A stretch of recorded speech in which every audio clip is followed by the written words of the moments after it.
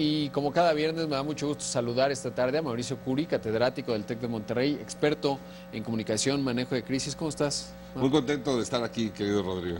Qué gusto verte. Y pues ha habido muchas coyunturas muy interesantes, siempre las hay con respecto a los manejos de crisis, por ejemplo, cuándo es adecuado pedir perdón, cuándo una compañía tiene que decir sí, me equivoqué, es el momento, un gobernante o lo que sea, qué tan buena estrategia es pedir perdón, porque también no es sencillo para una compañía asumir un error, ¿no? Ahora vimos recientemente esta semana a Wells Fargo, a su CEO, que ante una comparecencia en el Congreso, pues decía, lo siento mucho, y lo interrumpía, prácticamente le queda la renuncia, ¿no? Lo interrumpía la senadora Warren, especializada allá en Estados Unidos en temas de finanzas, y le decía, pues es que usted me dice que perdón, pero al final a los que culpa son a sus empleados de bajo rango y no está tomando medidas a complacer a los que le están pidiendo, ¿no? Eso es. Y creo que tocas el tema más delicado al momento de que alguien ofrece disculpas. En un contexto donde tú estás comunicando un proceso de hechos, el ofrecer una disculpa, además de que debe ser la última opción, tiene que estar sumamente bien argumentado para que sea una herramienta eficiente en la construcción de reputación. Lo hemos vivido en la industria automotriz, el caso del switch que se apagaba solo de General Motors. Después de una investigación muy clara, muy contundente, que deslindó dentro de la propia organización quiénes fueron los que tomaron la decisión por bajar la calidad al switch, se tomaron acciones, inclusive penales, en contra de algunos empleados, y una vez que se aclara todo esto y con toda la robustez de la información que respaldaba estos hechos, sale la presidenta de General Motors, Mary Barra, y ofrece disculpas y son muy bien recibidas. Obviamente dentro de un contexto muy difícil, pero muy bien recibidas por la audiencia, más que por los legisladores. Los legisladores siempre tienen que ponerse muy duros y lucirse, claro. Pero digamos, la audiencia la recibe muy bien. Pero no es el mismo caso de la gente de Volkswagen, que a los pocos días que se detona la crisis del engaño en el tema de las emisiones contaminantes, se da a conocer o estalla la crisis un viernes, el martes siguiente el presidente de la compañía pide perdón. Por supuesto que se ve muy mal, porque lo que está diciendo es, sí sabía y no lo dije, claro, sí sabía y no actué en consecuencia. Es así que a los 3 días después renunció. Sí, porque además había mucho, y ahí es interesante, que cuando se pide una disculpa, qué tanta disposición, diría humildad, porque Martin Winterkorn, el CEO en ese entonces de Volkswagen, pues se sabía que es un tipo muy vasto, un tanto soberbio, se había peleado con uno de los herederos de la familia Porsche, que es Piech, y finalmente se había logrado mantener. ¿Y cuál fue la conclusión? Que justo llegó Matthias Müller y trató además no solo de pedir disculpas de otra manera, sino de cambiar toda una cultura de cierta soberbia que transpiraba en Volkswagen. Definitivo, el tema de la soberbia, y ahí es donde entra el tema de los gobernantes muy bien, el tema de la soberbia a veces impide a las áreas de comunicación especializada, que son los asesores de estas organizaciones, en poder ejecutar correctamente su trabajo. Porque si tú empiezas con una serie de actos que van a evidenciar una mentira, ya el perdón no tiene ningún peso. Es más, no se cree. Cuando una compañía y el CEO de una compañía pide perdón, es inevitable la renuncia, porque si vemos el conjunto de casos, pues casi siempre acaba dándose una renuncia. Pienso en BP con este accidente que tuvo en 2010 de Deepwater Horizon, y su CEO pues duró poco, es decir, pocos liderazgos alcanzan a pedir perdón y mantenerse más tiempo, ¿no? Yo creo que... Aunque Mary Barra es un buen ejemplo. Es un buen ejemplo. Fíjate que no hay una línea directa entre ofrecer disculpas y renunciar. Lo que sí tiene que hacerse es un proceso detrás que dé los argumentos suficientes para deslindar a la cabeza, y esta cabeza mostrar acciones contundentes en su estructura para que entonces diga, ofrezco una disculpa por el equipo, porque yo soy quien representa esta corporación, pero ya tomamos las acciones y no va a volver a suceder.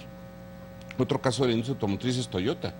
Después del sticky pedal, el presidente de la corporación se da cuenta que lo que le habían informado no estaba correcto, asume la responsabilidad y ofrece disculpas, y no renuncia.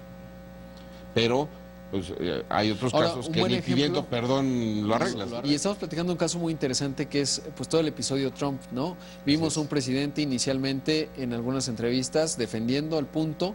El secretario de Hacienda, ex secretario de Hacienda ahora, Luis Videgaray, había sido el impulsor de la decisión, y vemos recientemente al presidente reconociendo pues, tenía un secretario de Hacienda debilitado por esa visita, que defienden, digamos, pues la naturaleza de la misma, pero que no tenía cabida.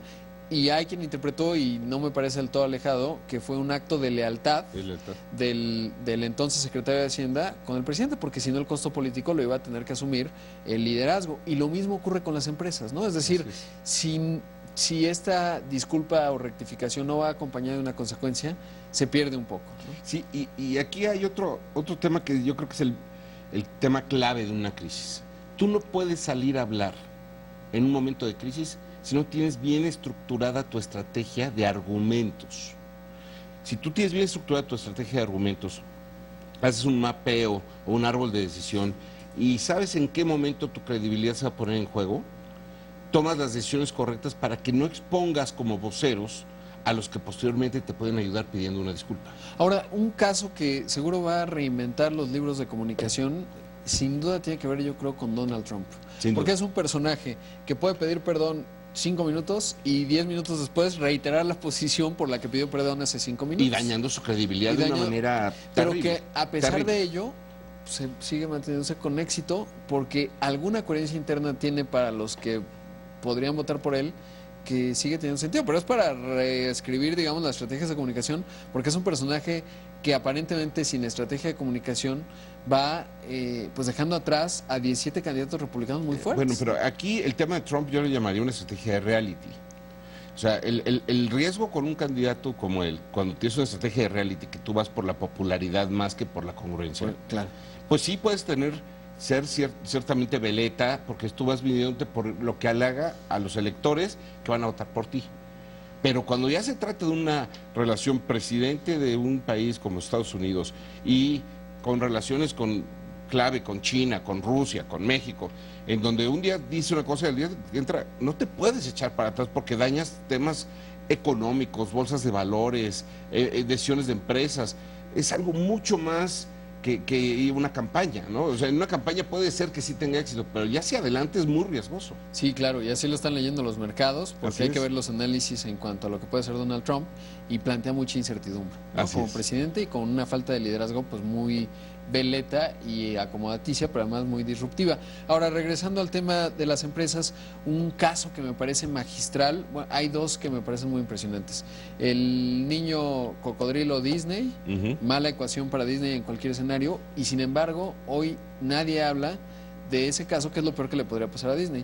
Un niño en sus instalaciones no comido, pero bueno, es arrastrado por un caimán, ¿no? Ajá. Y sin embargo, esa crisis duró realmente muy poco tiempo, porque algo pudieron operar muy bien en Disney, tan es así que casi ni fue crisis. Y la otra, Mexichem, que me parece una estrategia muy buena, en donde en el accidente de pajaritos, en vez de hacer lo que comúnmente suele ocurrir con las empresas, que es señalar al otro como el culpable, lo vimos con BP y lo vemos constantemente en el panorama empresarial mexicano. Sí, bueno, con Grupo México. Con Grupo México, asumió rápidamente la responsabilidad Mexichem, a pesar de que la planta la operaba ahí, que en realidad junto con Pemex, atendió a las familias y la definió como prioridad el aspecto humano, que representaba el 2% de sus ingresos totales esa planta. Y me parece también magistral en términos de salir el presidente de una empresa a enfrentar la crisis, porque luego vemos, Mau, y ahí me gustaría preguntarte, ¿por qué en el panorama empresarial mexicano nunca sale el director general, muy pocas veces, y siempre sale pues el director de comunicación o el director de asuntos corporativos? ¿A qué se debe esa cultura que permea en México y que es muy distinta a la anglosajona? Mira, yo creo que en México uno de los principales problemas que tenemos es que muchos de los directores generales son dueños. Entonces, el temor corporativo de sus estructuras por atreverse a dar algún consejo o decirle, no, señor, la mejor forma de actuar es esta, es grande, ¿no? Lo vivimos constantemente en la cultura del patronazgo, llamémosle, mexicano, porque hay una gran diferencia entre la cultura anglosajona, donde son empresas públicas y normalmente el CEO es un empleado, y en la cultura mexicana donde el presidente de la compañía es el dueño. Ahora, una crisis clásica, ya se nos queda el tiempo, pero ¿sabes cuál es muy buena? La de Roger Ailes, el que era el director de Fox News. Sí. Lo acusan, le hacen una demanda. Fox News, a diferencia de otras ocasiones, en vez de defenderlo, lo despide. Así es. Y no hubo crisis para Fox News como tal en un momento crítico que son las elecciones estadounidenses. Sin duda. Ahí la credibilidad y la reputación es la que siempre juega. Por eso es tan importante hacer toda una estrategia antes de tomar acciones, pero tiene que ser rápido, porque tampoco te puedes quedar callado. Mau, como siempre, muchísimas gracias. Nos Nos estamos viendo, platicando de estos asuntos que son esenciales y que además semana con semana tenemos casos frescos, ¿no? Sí, de aquí de todos los días hay. Todos Gracias. los días hay. Muchas gracias. Te invitamos a seguir cuestionando la información con los siguientes videos.